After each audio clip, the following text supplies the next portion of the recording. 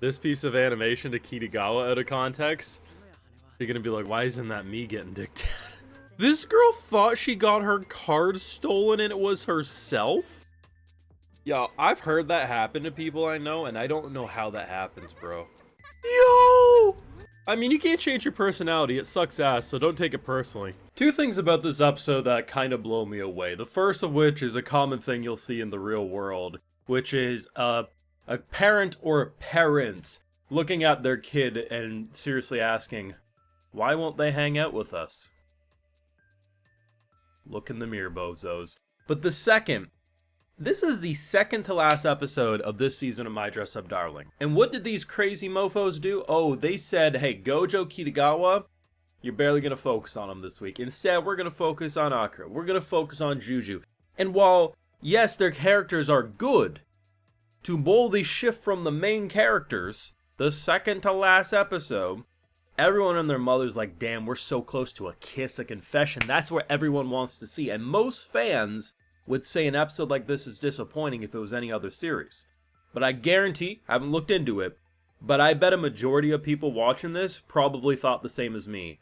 One of the stronger episodes of this season, and it barely touched upon the main thing we like. Which means that despite the main relationship obviously being our main focus, the author did a damn good job, and the studio did a damn good job, that we can focus on side characters and say, you know what? I'm okay if they make me wait for that confession until the next season, baby. And that's pretty impressive. Make sure you drop a like though on this video, show your support, subscribe if you're new around here on Patreons where you catch my full live reactions to all these episodes and more if you also want to help fund the channel and videos just like these. So, I've been saying it for a little bit. Give me a show that's like My Dress Up Darling, but just focus on prop making.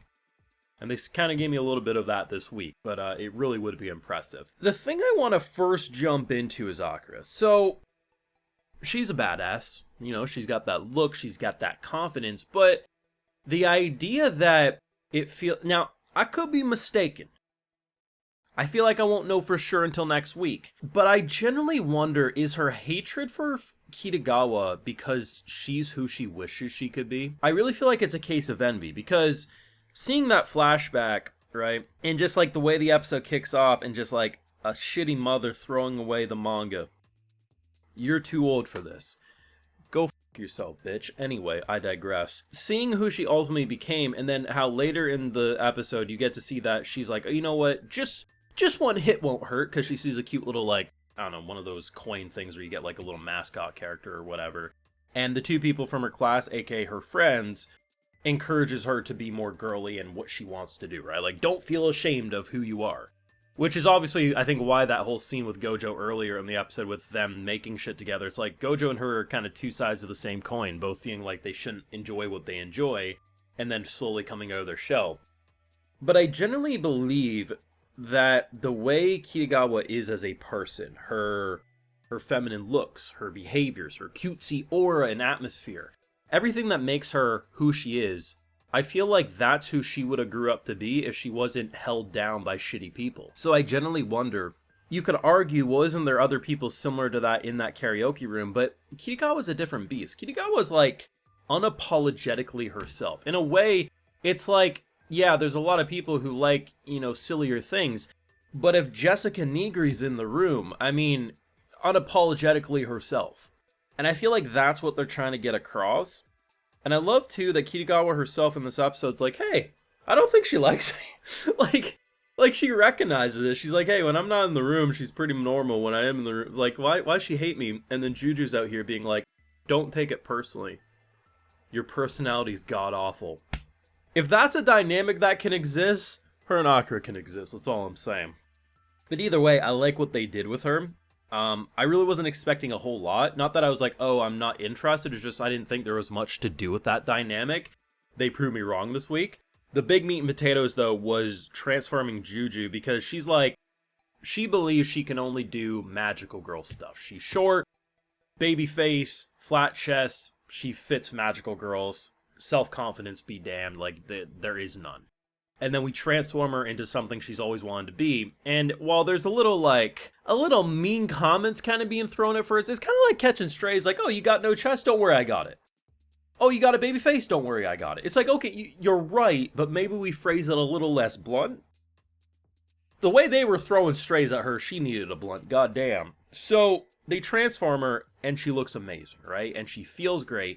And if this was a scene with Gojo and Kitagawa, it would have been nosebleeds, overreactions, tears of joy. But with the sisters, it was like, I knew you would be great. And I think that's perfect, because I feel like a lot of authors, they kind of write their characters the same, even if they're slightly different personalities.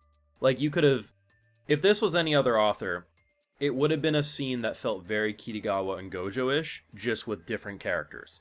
Where with here, you know damn well if we flip the characters around, the scene would have played out completely different. And I think that's one of the elements of the writing that goes unnoticed in this series, because as I've been saying, people, when they talk about Dress Up Darling, they talk about the Gooner bait. They showcase a couple of out-of-context scenes and make it look more like edgy and, you know, erotic than it actually is. When the things that make this show so worthwhile is how they write literally everything. I don't give a shit about actually, you know, prop making and cosplays and the like, but I know when a show like this does it, I find myself interested in learning about it. Most of the drama that's going on with these characters, I'm more interested in, more often than not, but I'm still like, I can easily see myself zoning out. They keep my interest here. The writing is fantastic. I think in general this show is better than people give it credit. I'm not talking about popularity. The show is popular. It has the popularity it deserves. I just feel like a large portion who talk about this series talk about it for reasons that are incorrect. Like, they take the smallest, like, little gimmicks about it and make it its whole personality. When I'm like, no, you have a legitimately amazing duo with Kitagawa and Gojo and their relationships and how they flipped what normally would happen. Because usually the male character would be the one with all the relationship insecurities, and the female would, you know, be the one just being like, why doesn't he like me? So they flipped it, having Kitagawa be more of the driver's seat there. The side cast, as I said, not saying there isn't a lot of good side casts in a romance series, but the side cast doesn't get as much attention, especially towards an end of a season as this. And it's not like, oh, now we have less time with the main duo. The main duo has had plenty of time this season. If anything, it's the appropriate opportunity, especially because we're doing a group cosplay thing. I don't know, like, I remember enjoying Juju in Season 1, and then very quickly, once they reintroduced her in Season 2, I thought to myself, why was her and her sister not in this season more? Because they're just that great. This episode proved me even more right, that they are fantastic. A character I didn't have a lot of interest in has an emotional story that I'm engaged in, and while I do expect some spice next week, I also expect to go out on probably a pretty satisfying bang as we wait for, hopefully, Season 3 in the not-so-near future.